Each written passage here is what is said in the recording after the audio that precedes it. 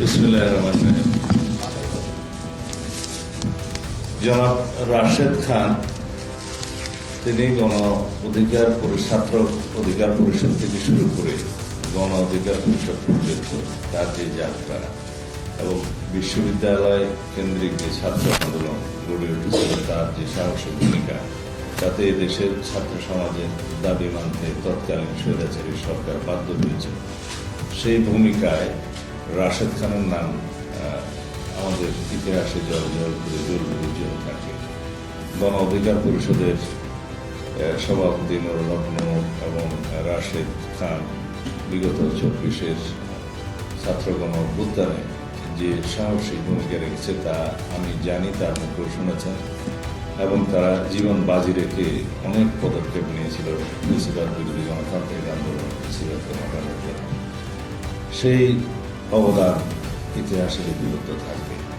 আমরা চাই বর্তমান নতুন প্রজন্মের এরকম আরও অনেক সাবেক ছাত্রনেতা যারা এখনো বয়সে তরুণ, তারা জাতি বিনির্মাণে সঠিকভাবে পদক্ষেপ নিতে পারুক, এবং সেজন্য তাদেরকে জাতীয় সংসদ থেকে শুরু করে সমাজের রাষ্ট্রের বিভিন্ন স্তরে তারা প্রতিষ্ঠিত হোক, সেটা আমাদের কামনা। আমরা আগেও বলেছি অনেকবার, আগামীর বাংলাদেশ হবে মেধাভিত্তিক, জ্ঞান নির্ভর, প্রযুক্তি নির্ভর বাংলাদেশ, এবং সেই ক্ষেত্রে এই স্লোগানকেই শুধু স্লোগানের মধ্যে না রেখে কার্যকরভাবে আমরা যাতে এই তারুণ্যের ভাবনাকে ধারণ করতে পারি এবং মেধা ও প্রযুক্তি নির্ভর, জ্ঞান নির্ভর বাংলাদেশ করতে পারি, সেই লক্ষ্যেই আমরা রাশেদ খানকে আমরা স্বাগতম জানাচ্ছি, অভিনন্দন জানাই আজকে তার এই সিদ্ধান্ত। আশা করি রাশেদ খান জনসমর্থন নিয়ে জাতীয় সংসদে প্রতিনিধিত্ব করতে পারবেন ইনশাআল্লাহ। তো সেই ক্ষেত্রে তার ভূমিকা আগামীর বাংলাদেশে সর্বক্ষেত্রে ব্যাপকভাবে অবদান রাখতে পারবে বলে আমার মনে হয়। আবারও স্বাগত জানাই জনাব রাশেদ খান।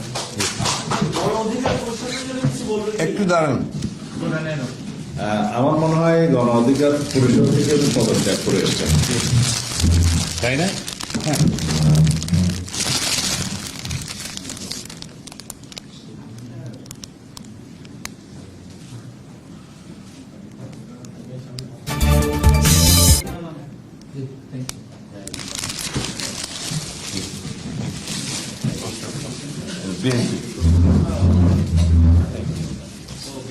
চল।